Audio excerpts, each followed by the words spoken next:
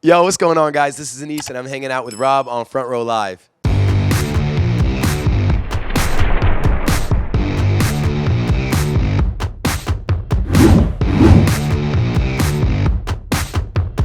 What's up, guys? Rob here, Front Row Live Entertainment. I'm hanging out here at the Troubadour with Anise, and I'm so excited to be talking to you, especially on this tour. This tour has been doing really great. Sold out here at the Troubadour. Like, what is that feeling like for you, being able to pursue this music industry, this music world, and see that people actually love what you're doing? It's a dream come true, man. It's a dream come true. My bad. I was trying to grab this from you.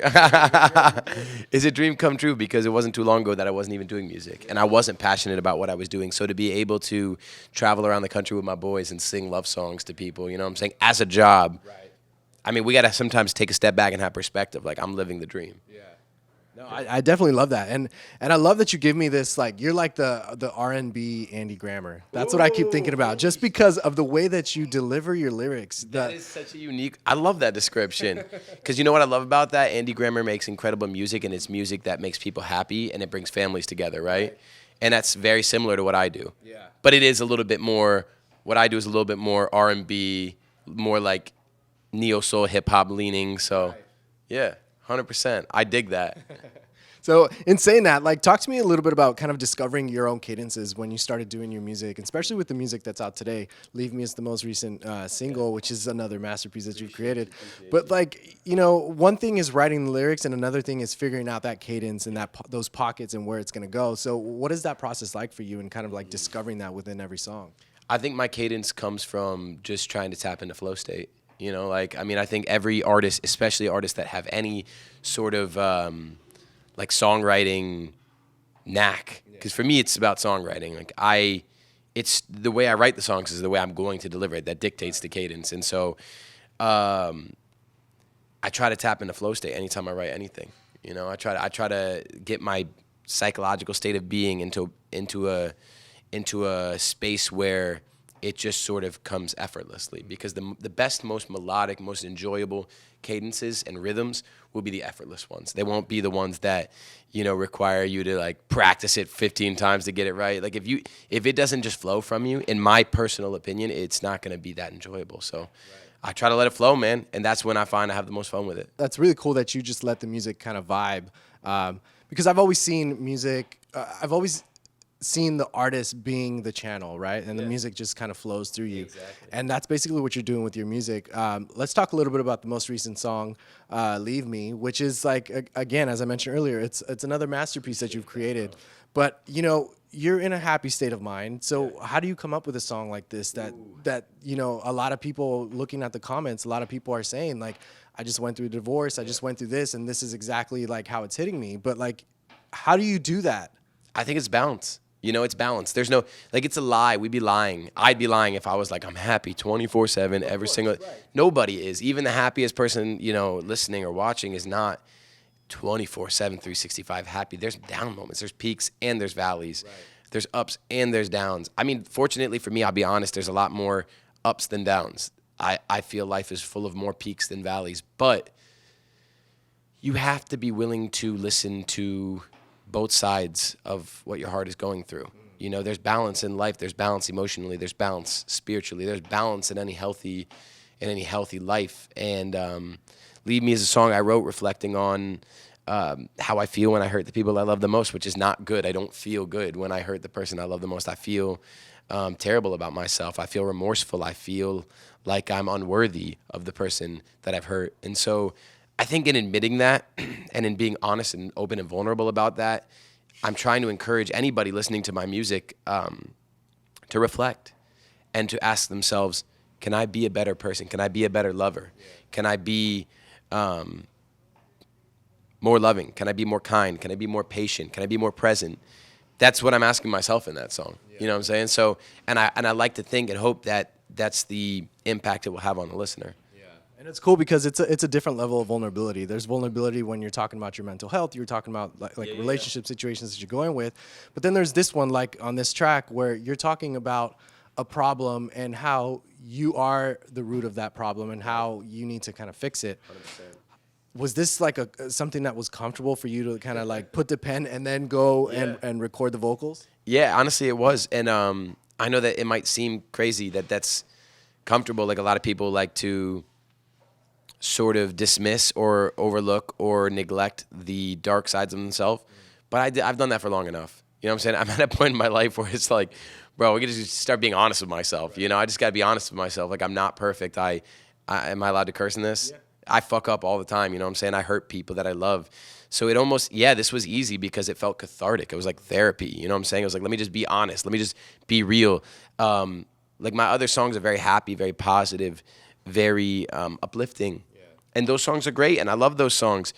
But there's also this part of myself that sometimes feels not as happy, not as gleeful. And to acknowledge that, especially in music, is like a release. It's like a weight lifted off my chest.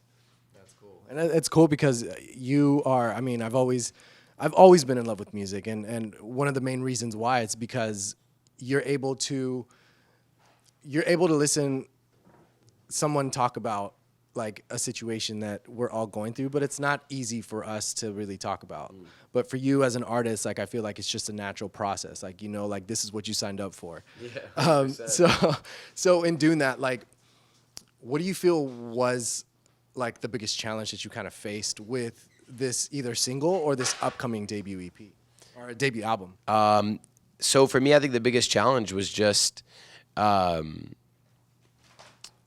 think the biggest challenge for me has been learning how to let a song go. You know, learning how to realize that a song is done and it's ready and it's time. Because as artists, we always think our song can be made a little bit better. I can improve this verse. We could mix it a little bit better. It could be 1%, 2%, 3% better. But at a certain point, you have to realize that there's a moment when your song is ready. And there's a moment when the people need it. And in that moment, you have to be ready to release it. And I think releasing is difficult, right? Yeah. Because we hold on to these songs as like, as almost like our children, right? And it's scary to let them into the universe, but you have to.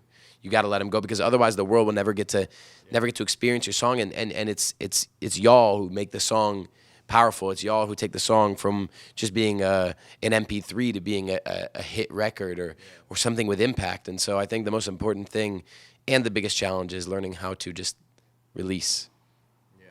Back to Leave Me, I was looking at the liners and I did see that Scooter is part of the writing process, which is kind of cool. Like it's like you still feel like you're a new artist, but you have big names supporting 100%. You. So that experience or that chemistry between you and Scooter writing, did you guys write together or so what was that vibe like? And you know, what do you feel that you learned from him, but at the same time, what do you feel that you were able to teach him? You know, I think it was it was one of those situations where both people involved were, I think both of us were giving the other what they needed. Yeah. You know, I think it was this mutually beneficial situation where the song meant something deeply to both of us.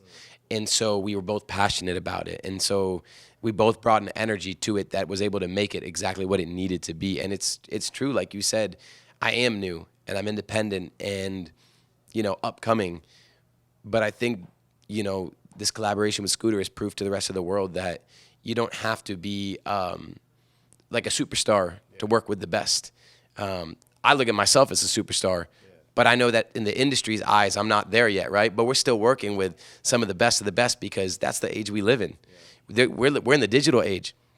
The Scooter Brauns of the world can find you and collaborate with you, even when you're at the stage that I'm at, which is so fucking dope.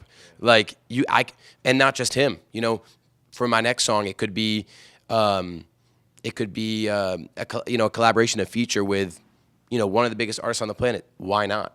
You know, that's how I feel. That's how I feel. I feel like in some ways that's one of the really cool things that Scooter and I did is sort of to dispel that notion in people's eyes that you've got to be here to work with someone here. No, collaboration comes when it's meant to.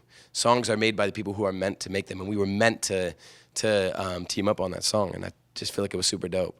That's awesome, and I feel like it was like the perfect timing now that you are prepping for the debut album. Yes, sir. So going from that song to now the debut album, where are you at in the stage of this album? Are you still writing, recording? Are you done? Like, and you know, as far as a producer goes, is it the same team that you've been working with on your previous material? I'm pretty sure I know what every single song is going to be. About half of them are finished. The other half I'll finish after tour. It's a couple different producers, one of which will be with me on stage tonight, Kevin Spears. I've got a couple different producers I work with from the Netherlands, Seko and Tantu. These are my guys. They just came and visited me in Virginia. I met them for the first time in person after knowing them for like 3 years. Yeah, it's crazy. So there's a little bit of collaboration from different pockets of the music world, and there'll be some surprises that I can't talk about yet, but I think people will, everything on the album will make perfect sense to people. So you've worked with Kevin for a few songs already. Exactly. So how does he challenge you and help you be able to step out of your comfort zone just a little more within every new song that you release with, or that you collaborate with him in? You know what I love about my partnership and my relationship with Kevin is that he joined my team when I had no producer. Right? When I was getting ready to drop Slip, and it was a TikTok hit, but it wasn't a song yet. Yeah. And then Kevin came into the picture and helped make it the song that it needed to be. And ever since then, I feel like we've had this relationship where he truly understands my sound, truly understands what an Anise record is supposed to be like. And that's special when you find someone who intuitively understands, like, what are you going for? What's too much here? What's too little there? What's the right? What's the not too hot, not too cold? And I think that in that sense, it's like a dream partnership. You always want to work with people who understand you and who you want to be, not just who you are now, but who you want to be. Right. Now, on this tour right now, you've been teasing Wannabe, Yeah. Which could potentially be on the record, could potentially be another single. Why are you teasing this song, and why does this song mean so much to you that you're kind of bringing it out on this tour? Because it's dope as fuck. You know what I'm saying? Like, we made it a week ago, 2 weeks ago. Me and Seko and Tantu, the guys from the Netherlands, they came into town, and we just made like 6, 7 songs in one night. They just made a beat, and I'm like, yo, keep doing that. And then it just flowed. Like, the whole hook just sort of came in one go, and that's the same thing that happened on Sun and Moon, and that's the same thing that happened on Lead Me, and that's how I know Wannabe special. Yeah. You know, it's not every time that a hook just organically makes itself, and I recognize, looking back, every time it's done that, it's been a hit.